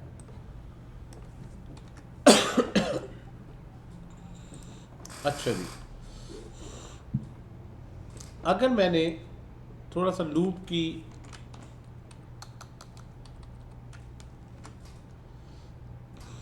अभी मैं एक बूलियन वेरिएबल पे ही लॉजिक सिर्फ आपको करवा रहा हूँ, बूलियन वेरिएबल पे। मैं बाकियों को इंटेंशनली अभी इसको मुश्किल नहीं कर रहा, ये ऐसे वेरिएबल्स नहीं लिए जिसमें कोई और चीज़ें भी हों। ठीक है जी, एक आपके पास एपीआई है, इसको भी अब यूज़ करेंगे, बहुत ज़्यादा यूज़ करते हैं लोग, fake store API. E commerce store की ये एपीआई है कि आपके पास मुख्तलिफ प्रोडक्ट्स हैं, कार्ड्स है, ये प्रोडक्ट्स है मुख्तलिफ। मैंने इसको कॉपी किया, मैं यहाँ पे ले आता हूँ, यहाँ पे ज़्यादा बेहतर नजर आई। प्रोडक्ट्स, तो ई कॉमर्स की एक प्रोडक्ट्स है जेसन, ले जी, सेव कर दिया और ये बन गई आपके पास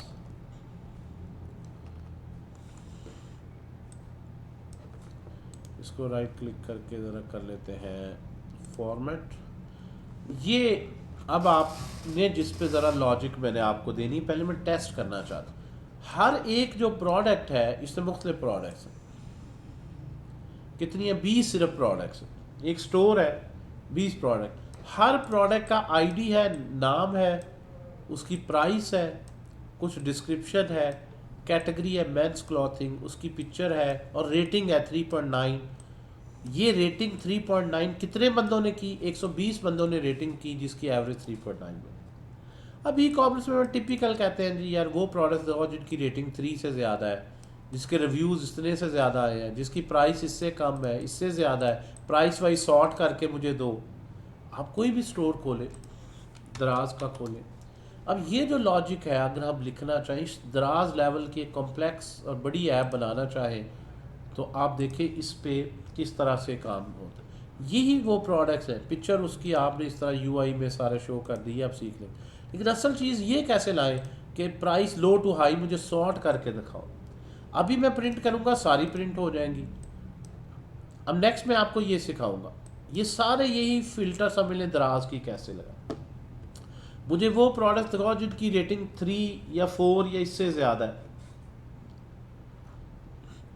और उनको सॉर्ट करके दिखाओ। इस पर्टिकुलर किसी भी तरह से आप इस पे लगा लें, किसी भी तरह से क्वेश्चंस हो जाए तो कुछ इस पे भी आप लोग प्रैक्टिस करेंगे। अब यहाँ पे देखें आईडी, टाइटल, प्राइस और रेटिंग, खुद आगे एक ऑब्जेक्ट है कि दो चीज़ें जो रेटिंग से जुड़ी हुई, कि रेटिंग है कितनी और कितने लोगों ने ये रेटिंग दी है। इसकी रेटिंग 4.1 है और सबसे ज़्यादा रेटिंग किसकी आई है, सबसे ज़्यादा रिव्यूज़ किस पे आए हैं, वो प्रोडक्ट जिनकी 3 से 3.2 के दरमियान, 3 से 3.5 के दरमियान रेटिंग है, सिर्फ मुझे वो यहाँ से निकाल के दें और मुझे प्राइस वाइज सॉर्ट करके शो करें। कैटेगरी वाइज मुझे सिर्फ जो यहाँ से कैटेगरी मेंस क्लॉथिंग है सिर्फ वो दिखाएं। ये मेंस क्लॉथिंग है, ये भी मेंस क्लॉथिंग है, ये भी मेंस क्लॉथिंग है, ये आगे डिफरेंट कैटेगरी आ जाती है इसमें, ये ज्वेलरी की आइटम्स आ गई। अब आज जिस तरह मैंने असाइनमेंट अभी करवाई, जैसा KFC पे आ जाए, KFC की साइड है। अब ये कैटेगरी वाइज फिल्टर इनमें बड़ा लगता है। मुझे सिर्फ शेयरिंग मील्स दिखाओ, मुझे सिर्फ स्नैक्स दिखाओ, प्रोडक्ट सारी है उसमें से जिनकी कैटेगरी कोई है, उसके बटन है, सिर्फ वो वाली हमने निकालनी है, फिर उसको आगे HTML में डालना है। लेकिन सबको नहीं, डेटाबेस में तो सारी पड़ी। तो हम इस पे काम करेंगे नेक्स्ट, ये भी मज़े की। इस तरह मैं आपको बहुत सी APIs पे काम कंसोल पे ही करवाना शुरू कर दूँ, ताकि आप जब इस कोर्स में पहला जावास्क्रिप्ट का मॉड्यूल करें तो नेक्स्ट आपको हर तरह की लॉजिक लिखनी आती है, सिर्फ UI सीखे और रिएक्ट में कैसे रेंडर करना है, स्टेट कैसे मैनेज करनी है, कंपोनेंट्स कैसे बनाने हैं, लार्ज स्केल रीडर स्टोर वगैरह कैसे हैंडल करना है, API से डेटा प्रोग्रामेटिकली कैसे फैच करके लोड करना है रिएक्ट पे। इस पे आप लोगों की प्रैक्टिस हो जाए। ठीक है जी? जी ठीक है सर। टोटल स्टॉक की वैल्यू क्या है, यानी टोटल कितनी वर्थ का स्टॉक पड़ा है, हर एक की प्राइस को जमा करके आप दे सकते। सम करना भी हमने देखेंगे, sorting, searching, category wise filter लगाना, रेटिंग, ये सारा हम नेक्स्ट इंशाल्लाह करेंगे नेक्स्ट वीक। कुछ इस पे बेसिक लेकिन मैं आपको पहले जी बच्चों उसामा आपके माइक का बच्चे इशू है, माइक से नहीं आपकी आवाज़ समझ आती। आप यहाँ पे ना लिख के बता दें उसामा, यहाँ पे चैट में बता दें। आप शायद पहले भी कुछ पूछना चाह रहे हैं। पहले तो इस पे एग्जैक्ट क्वेश्चन मैं आप कोशिश करूँगा शेयर कर दूँ। फ़िलहाल तो आप ये टू डूज़ पे और ये प्रोडक्ट्स को लोड करके तो टोटल सम करना या चीज़ें, यहाँ पे मैं क्वेश्चंस आप लोग को बता दूंगा। जो आपने जितना पढ़ा है बेसिक अभी मैं रखूँगा ना, उसी बेस से ही कर सके आप। ये आप बाद में बताएंगे? जी मैं अपलोड करूँगा ना ग्रुप पे। अभी मैं कल या परसों मैं कर दूँगा। कल मैं बना लूँगा, फिर मैं ग्रुप में अपलोड कर दूँगा। फिर आप लोग नेक्स्ट क्लास जो सैटरडे है तब तक इसको कर लेंगे। और अगर कोई इशू होगा, कुछ चीज़ नहीं समझ आ रही, तो जो व्हाट्सएप ग्रुप बना हुआ उसमें फिर आप पूछेंगे। पर्सनली मैसेज मुझे भेज दो, ग्रुप में पूछें। किसी और स्टूडेंट को पता है वो हेल्प कर सकता है, ठीक है।